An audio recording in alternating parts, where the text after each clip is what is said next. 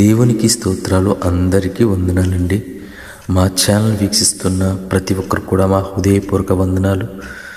మీ ప్రేమతో మమ్మల్ని ఆదరాభిమానాలతో మమ్మల్ని ఆదరిస్తున్న ప్రియతమ ప్రేక్షకులందరికీ మా హృదయపూర్వక వందనాలు. అయితే దేవుని కృపను బట్టి ఈ దిన వరకు సజీవులకు ఉన్నాము. అయితే దేవుడు ఈ సృష్టిని తన నోటి మాటతో తన చేతులతో ఎలాగూ చేశాడనేది మనం కొన్ని షార్ట్ వీడియోలు చూసాం. నేను ఈరోజు ఫుల్ వీడియో పెట్టాలని దేవుని కృపతో మీ ముందుకు వస్తున్నాను. అయితే దేవుడు 7 రోజుల్లో తండ్రి, కుమార, పరిశుద్ధాత్మ త్రియేక దేవునిగా ముగ్గురు కలిసి చేసిన ఈ సృష్టిని ఎలా చేశాడనేది ఫుల్ వీడియోలో తెలుసుకుందామని ముందుకు వస్తున్నాను. అయితే ఆదికాండ గ్రంథంలో 1వ అధ్యాయం 1వ వచనంలో ఈ భూమి శూన్యంలో అంధకారంలో ఉందని మనం బైబిల్ గ్రంథంలో చూస్తున్నామండి. అలాగునే ఈ సృష్టి, ఈ భూమి చీకటిలోనూ ఉంది. అయితే ఆ జలముల పైన దేవుని ఆత్మ అల్లాడుచుందని మనం ఈ వీడియోలో చూస్తున్నాము. అలాగ ఉన్నప్పుడు దేవుడు తన నోటి మాటతో వెలుగు కలగగా అని చెప్పినప్పుడు దానితో వెలుగు కలిగింది.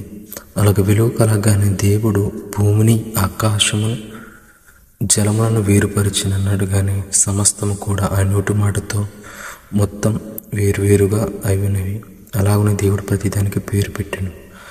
అలాగునే దేవుడు ఈ భూమిలో సమస్త విత్తనములు జిమ్మి సమస్త మొక్కలను అనేక వృక్షములతో ఈ భూమిని నింపినని మనం ఈ వీడియోలో చూస్తున్నాం.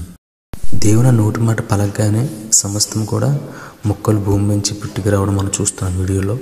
అయితే ఇవన్నీ కూడా సమస్తం కేవలం మానవుల కోసం ఏర్పాటని ఆయన ముందు చూపుగానే ఇవన్నీ చేసి మానవుని పెట్టాలని ఆయన ఆలోచన. కాబట్టి దేవుడు తన నోటి మాటతో విత్తనం సమస్తం చెట్లను, పువ్వులను సమస్తం కూడా ఒక మానవుణ్ణి నేను మా తర్వాత మానవుని చేస్తానని చెప్పి ముందు దేవుడు తన ఏర్పాటు చొప్పున కూడా ఇవన్నీ ఏర్పాటు చేశాడని మనం బైబిల్ లేఖనంలో చూస్తున్నాం కదండి.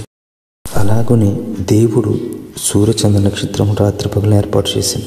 రాత్రి ఇంట్లోకి చంద్రుడను, పగలని ఏలుటకు సూర్యుడను ఏర్పాటు చేసి భూమి దగ్గర పక్షులను, ఆకాశం దగ్గర పక్షులను సమస్తము చేశాను. అలాగనే దేవుడు జలములలో ఉండే చేపలను, జీవరాశి అనేకమైనవి దేవుడు సృష్టించాడు.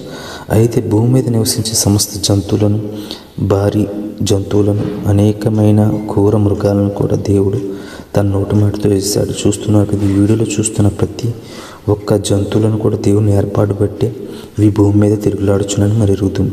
అలాగే ఇవన్నీ మంచిదని ఎరిగి దేవుడు వీటి కోసం మనుషులు ఉండాలని చెప్పి తండ్రి, కుమార, పరిశుద్ధాత్మగా ఇలా ముగ్గురు కలిసి మట్టితో ఒక మనిషిని చేయాలని మట్టితో ఒక మనిషిని చేసి జీవాత్మ ఊదగా అది మనిషి అయిన ఆ మనిషికి దేవుడు ఆదామని పేరు పెట్టి అలాగున 6 దినములు గడిచిన తర్వాత దేవుడు 7వ దినాన విశ్రమించాడు కనుక అది మన విశ్రాంతి దినముగా మనం పాటిస్తున్నామని చూస్తాం.